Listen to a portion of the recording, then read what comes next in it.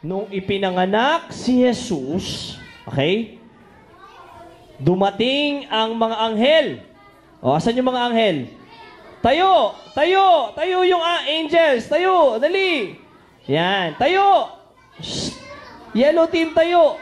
O, pag ganyan, pag sabay-sabay tumayo, kunyari, sinabi ko, baba, upo muna, upo muna. Okay? Dumating ang mga wise men. Wise men. Ayan, pagka 1, 2, 3, 4, 5. Sabay-sabay tumayo, mayroong 500 points agad. Okay? Okay ba yon? Okay, sige, upo muna. Okay, ganito daw nangyari. Okay, ganito daw yung nangyari. Okay? Nung ipinanganak si Jesus, okay? Sino yung pinanganak? Okay, nung pinanganak daw si Jesus, okay? Shh.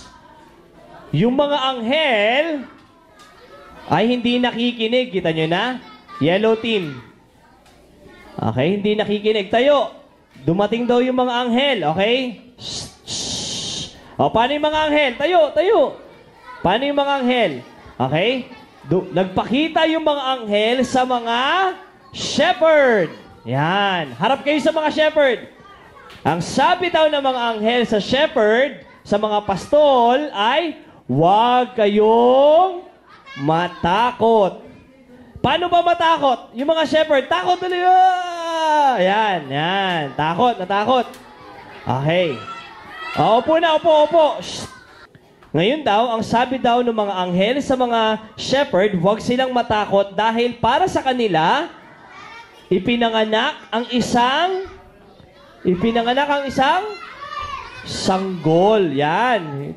Na magiging tagapagtanggol. Ano yung verse natin? Ano yung sabi? Diba? Sabi niya, He is the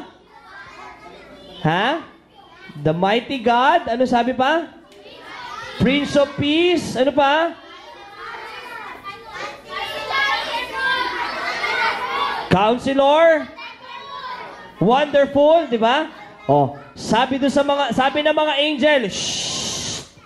Sabi ng mga angel sa shepherds, huwag kayong matakot dahil sa inyo ipinanganak ang isang sanggol na magiging tagapagligtas ng sanlibutan. Okay? Pagkatapos, yun daw yung naging papel ng mga anghel. Sila palagi yung mga nag-a-announce. At yung mga shepherd, sila yung pinakaunang-unang mga tao na nakakita kay Jesus. So ngayon, pumunta na yung mga shepherd doon kay Jesus. Nakita nila ang isang sanggol sa isang sabsaban. Okay.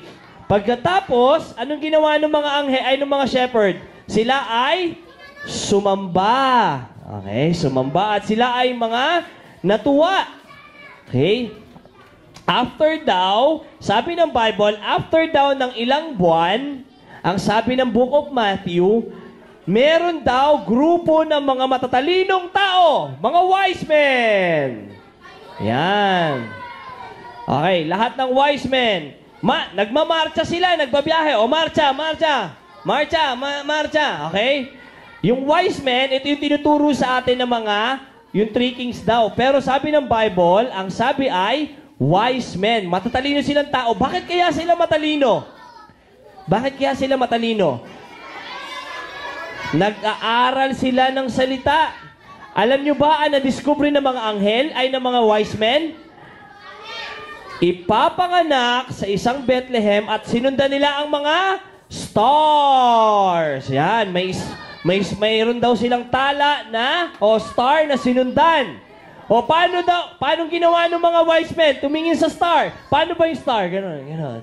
Yan. Ang sabi daw ng Bible, yung mga wise men, dumating daw sila kay Jesus Christ, hindi sinabi na si Jesus Christ ay nasa sabsaban. Ang sabi ng Bible, sila ay sumamba at nag-alay ng mga regalo. Ano ba yung regalo nila? Ginto, insenso, tama. At okay? Naghandog sila kanino? Kay Jesus. Okay.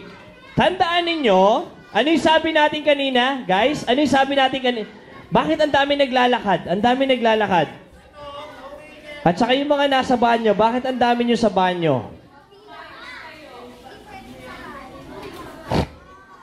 Okay, ano yung sabi natin kanina? Kapag daw, okay?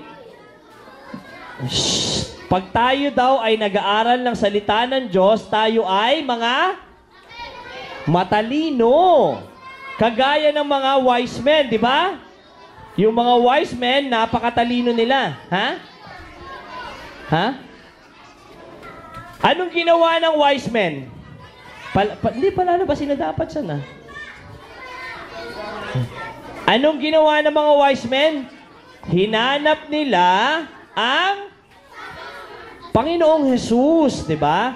So, kailangan nating hanapin ang Panginoon. We need to seek. Okay? Kapag hinanap nyo daw ang Panginoon, inyo siyang matatagpuan. Okay? Oh, bakit kayo nag-aaway na dyan? Okay? So, natutunan natin ngayon, kailangan natin maging matalino. Okay? Para maging matalino, kailangan nating mag-aral ng salita ng Diyos at hanapin ang Diyos. Yan. Okay. So, ano kayang ginawa ng mga angels? Ano kayang ginawa ng mga angels? Okay? Bakit sila naging bahagi dun sa kapanganakan ni Jesus? Ano kayang magandang ginawa ng mga angels na nandun? Yan. Sino ang naghatid ng magandang balita? Mga anghel ba o mga shepherd? Mga anghel ang nagbalita sa shepherd. Yan. Anong ginawa ng mga shepherd? Pinamalita ba nila? Oo, ibinahagi ng mga shepherd yung mabuting balita na si Jesus ay ipinanganak. At anong ginawa ng mga wise men? Ang ginawa nila ay hinanap nila si... Yan. Kaya ngayong Pasko, tandaan natin, ang importante sa Pasko ay ating hinahanap si... Yan. O, tayo lahat. Tayo.